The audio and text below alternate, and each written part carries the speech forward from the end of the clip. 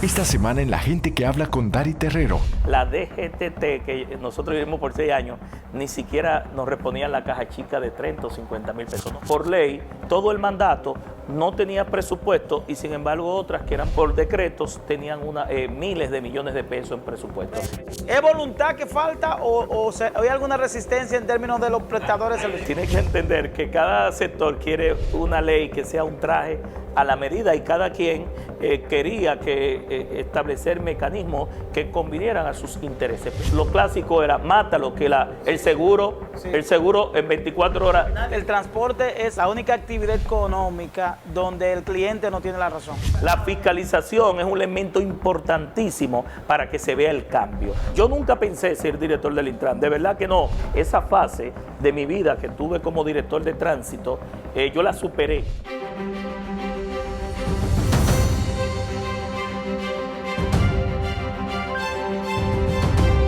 Bueno, bienvenidos señores a una entrega más de La Gente Habla con Dari Terrero, un nuevo sábado donde ciertamente tenemos este interesante contacto por aquí por Carivisión Canal 26, además de La Cosa Pública por Cachicha TV, y en este momento vamos a conversar una interesante conversación con el prolífero diputado Tobías Crespo. Hablamos de prolífero porque ciertamente es un diputado que a pesar de solo tener 2 periodos, es un diputado que ha tenido mucha actividad en el interior de la Cámara de Diputados, varios proyectos aprobados de manera exitosa y proyectos que hoy se están ejecutando con muchísimo éxito en la vida institucional de la República Dominicana. Bienvenido, Tobías, ¿cómo está todo? Bien, gracias Dari, gracias por invitarme a tu espacio, saludando siempre a los televidentes y presto pues a responder las preguntas, las inquietudes y todo lo que podamos dentro del marco de la entrevista. Sabes que siempre contigo es interesante conversar porque tú, dentro de tu actividad legislativa, has tenido éxito y los proyectos que tú has impulsado ciertamente han generado un impacto en la sociedad, como es el caso, voy a ser específico, el caso de esa ley que tengo a bien siempre compartir contigo, que es la ley 6317, y otros proyectos de ley que vamos a abordar. Pero antes de entrar en esos proyectos de ley, yo quisiera que tú nos hicieras una pequeña historia breve de cómo tú ingresas a la Cámara de Diputados, en qué momento ingresas y cuáles fueron tus primeros pasos en el interior de la Cámara de Diputados. Y una pequeña historia de tu labor legislativa. Trataré de ser breve. Sí, nosotros ingresamos por vez primera en el año 2010, fuimos electos en la circunscripción número 2 y la primera vez que participamos y ganamos tanto a lo interno del PLD como hacia afuera ya, cuando nos presentaron a la sociedad.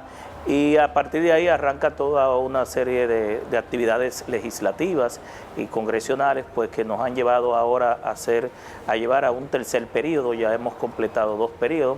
Desde el inicio pues vislumbramos y prometimos incluso en la campaña del 2009 y 2010 que íbamos a llevar al país, íbamos a convencer al país de que había que darle una nueva ley, una nueva norma jurídica con respecto a la movilidad, al transporte, al tránsito y la seguridad vial, porque lo viví durante 6 años cuando fui director general. Sí, hay que decir que tú fuiste director general de tránsito terrestre 6 años. Antes de que se modificara la ley, que era una dirección general, que era la que se encargaba del tema de las licencias de conducir y todo el tema del tránsito, ¿verdad? Realmente era la ley, la institución, la DGTT, que se eliminó con la ley 6317 junto a 4 instituciones más, era la única institución que estaba por ley. ¿Qué significa eso? Que era la que tenía el mandato constitucional y legal de regir toda la actividad, pero se fueron creando por decreto diferentes instituciones que fueron quitando, 11 instituciones, alrededor de 11 instituciones que le fueron quitando su responsabilidad, su rol y lo convirtieron casi en un departamento de licencia, un departamento de revista. Estaba la OTT, el FONDE, el CAR. La Caja de Jubilación y Pensión. Es decir, lo que debieron ser direcciones o subdirecciones se convirtieron en instituciones paralelas. Paralelas y sobre todo que tenían muchos recursos, cuantiosos recursos. Sin embargo, la DGTT, que nosotros vivimos por 6 años, ni siquiera nos reponían la caja chica de 30 o 50 mil pesos. No manejaba. ¿Y era donde se generaba el dinero? Exactamente. Porque la licencia de conducir... Pero todo el dinero se iba al Ministerio de Obras Públicas, se pagaban a las empresas que estaban ahí contratadas, los servicios, la Cruz Roja, el Colegio Médico, y realmente no tenía un presupuesto que ejecutara. En eso te digo que lo convirtieron casi en una entelequia que tenía todas las funciones por ley, todo el mandato, no tenía presupuesto, y sin embargo otras que eran por ley, por decretos, tenían miles de millones de pesos en presupuesto. Entonces eso creaba una gran distorsión, sufrimos mucho eso, y por eso fue que yo decidí, cuando nos presentamos a la candidatura a diputado, que iba a convencer al país. Cuando te digo que iba a convencer al país, lo he dicho 2 veces, es porque la gente me creyó iluso. Me dijo que eso nunca se iba a ser posible, que tantos intereses, tantos poderes, y yo logramos en ese 5 años y pico, casi 6, porque perimió 5 veces y 6 veces la reintrodujimos, convencer a una gran cantidad de sectores, el sector empresarial aglutinado en el CONE, la IRD, los navieros, los transportistas, los motoconchistas. ¿Dónde tú tuviste mayor problema, mayor dificultad? No, en todos, porque tiene que entender que cada sector quiere una ley que sea un traje a la medida, y cada quien quería establecer mecanismos que convinieran a sus intereses. Pero nosotros tuvimos la suficiente capacidad de articular un nivel de consenso y sobre todo de credibilidad y prestigio, porque desde el punto de vista de las propuestas, nosotros presentamos ese proyecto, escuchamos a todo el mundo, se enriqueció. Lo que yo deposité el 17 de agosto del 2010 no se parece en nada a lo que finalmente se aprobó y promulgó. Claro, porque el Congreso es una fábrica de consenso, todo el mundo participó, hubo vistas públicas, escuchamos al más humilde del pueblo que fue a este sitio aquí, el del Juan Bosch, de la Biblioteca Nacional. Hubo una experta argentina con 27 años de experiencia en transporte terrestre y regulaciones del transporte como actividad económica, que estuvo 3 meses con nosotros. Le dedicamos más de 5.000 horas de comisiones, más de 500 reuniones. Es decir, visitamos a todos los sindicatos, los transportistas que hoy están convertidos en gremios empresariales y en empresas, porque la ley ordena y manda que sean empresas. Es decir, hubo un despliegue. Eso no se ha cumplido, esa parte de que las empresas sigan operando como Bueno, a nivel de formalismo sí. Ahora, ¿qué pasa? Que es difícil transformar una cultura sindical a una de gremio empresarial. Eso con el tiempo se va a ir transformando, de que los transportistas entiendan que eso es un negocio, que el sindicato es una figura jurídica que establece la Constitución para defender los derechos de los trabajadores, por un lado, que generalmente deben ser los choferes, no los propietarios, ni los empresarios, o en el caso de un gremio empresarial o un sindicato empresarial, para defender los derechos de su sector, pero que la actividad económica sobre el cual ellos se dedican deben siempre poner en primer lugar al ciudadano de a pie, al pasajero, que es su cliente, y del cual... contrario aquí, es decir, el transporte es la única actividad económica donde el cliente no tiene la razón. Pero deberíamos ir cambiando. El cliente, el pasajero, es el que paga, se desprende de sus ingresos muy magros, muy reducidos, de su bolsillo, para pagar un transporte que es retrasado, en vehículos en mal estado, caótico y sobre todo indigno. Yo decía en los programas, antes de que la ley se promulgara, cuando tú ves esta actitud de péguese como anoche, o los pasajeros apilados ahí como si fuera sardina, ningún tipo de ventilación, te puede indicar no solamente posiblemente cómo los transportistas pueden ver al pasajero de manera indigna, sino también el Estado. Aquí todo el mundo tiene su responsabilidad.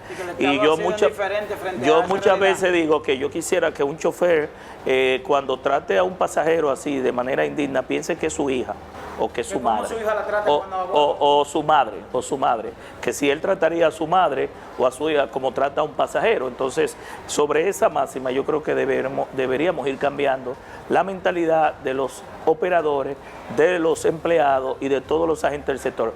Yo aspiro a eso, ojalá esté vivo para ver esa realidad, pero a eso es que apuesta la ley. A partir de la promulgación de la ley, que fue febrero del 2017, y luego se designó la primera directora del Intran, que fue más o menos julio.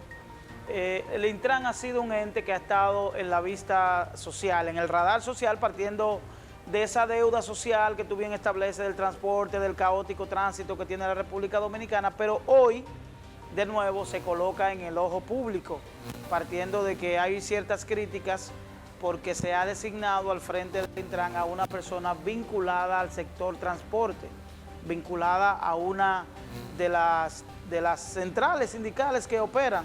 Te lo digo de manera directa, vinculada, porque dentro de su perfil es una persona ex compañero tuyo, porque fue diputado, que dentro de su perfil en la Cámara establece que fue vicepresidente o tuvo una función en CONATRA.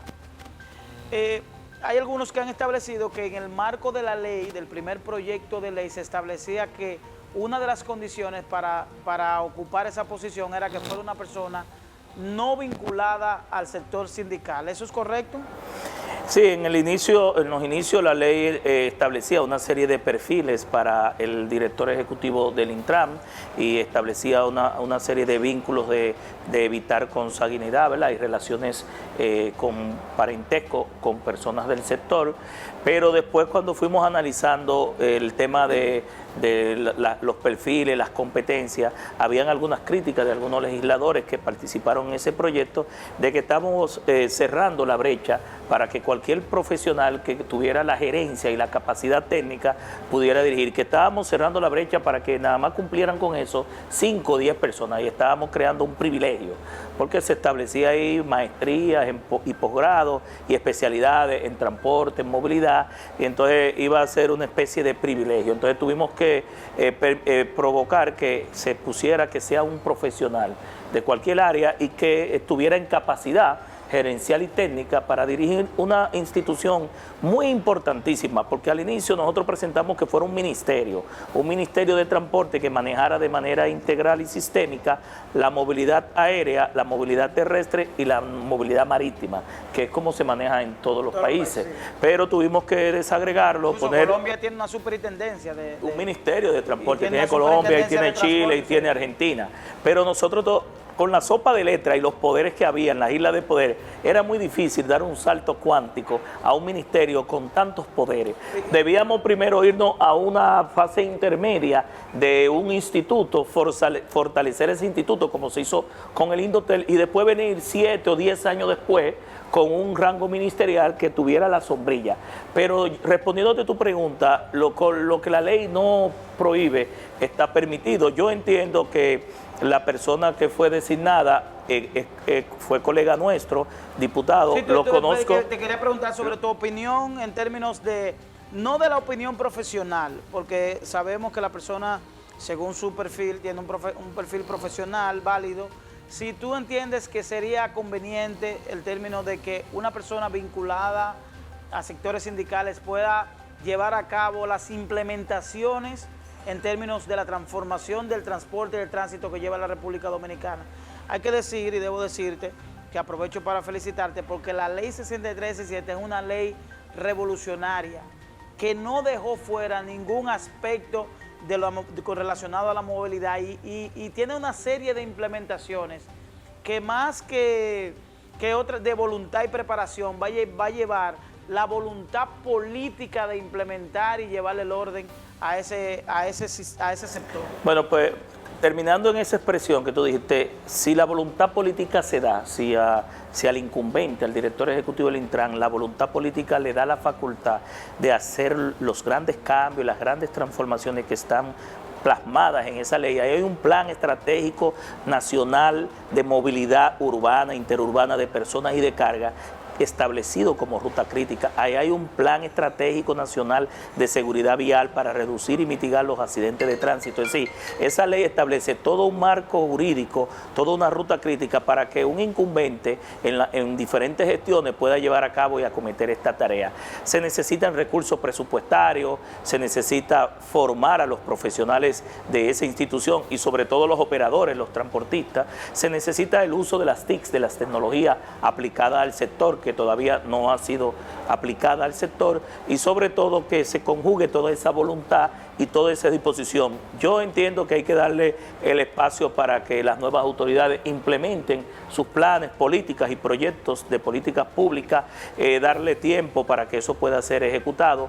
Creo aparte de que conozco a Rafael Arias, el licenciado Rafael Arias, que aparte de ser colega, tiene una gran disposición de hacer los cambios, conoce el sector, es conocedor del sector, es decir, no es una persona que va a ir a aprender.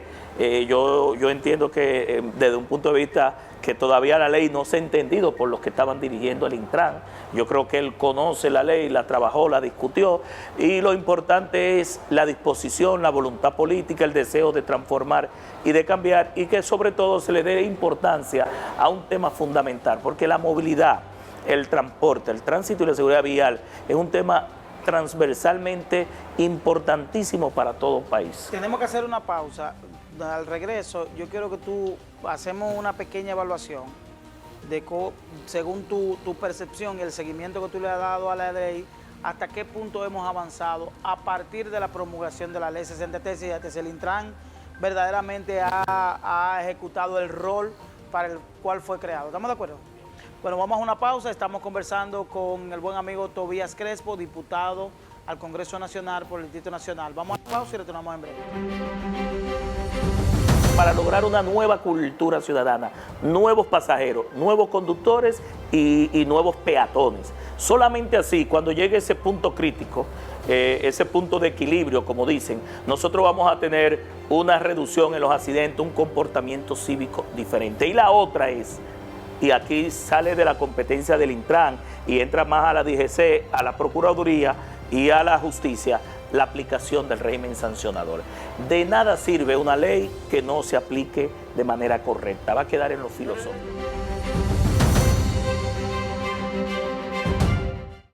Hola mis amigos, yo soy Dari Terrero de La Gente Habla.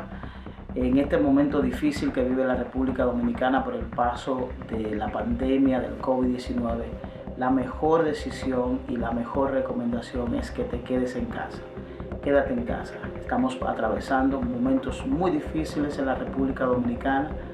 En este momento estamos en el pico de la pandemia, donde pudiéramos estar enfrentando contagio en términos sociales, en términos de los vecindarios, de los barrios, y la mejor recomendación es que te quedes en casa. Por el bien tuyo, de los tuyos y del país, quédate en casa.